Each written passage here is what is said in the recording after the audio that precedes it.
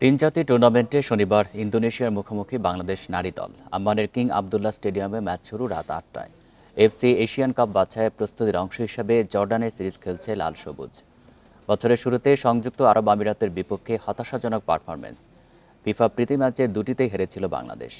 এবার প্রতিপক্ষ ইন্দোনেশিয়া আরও কঠিন।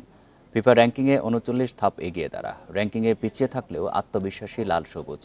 দলে আছেন ঋতুপর্ণা, মনিকা, মারিয়া, শামসুন্নাহার সহ সাবজয়ী ৯ ফুটবলার। অভিজ্ঞ ও নতুনের মিশেলে ভারসাম্যপূর্ণ দল থাকায় ইন্দোনেশিয়া ম্যাচ নিয়ে আশাবাদী অধিনায়ক আফিদা। টিম আমাদের আলহামদুলিল্লাহ ভালো। দুবাইয়ের থেকে এখন সিনিয়র জুনিয়র মিডিয়াটা সমন্বয়ে একটা টিম ভালো আছে, একটা শক্ত টিম আমাদের। এই ম্যাচের জন্য এতদিন ধরে আমরা কষ্ট করতেছি, তো ইনশাল্লাহ ভালো কিছু হবে।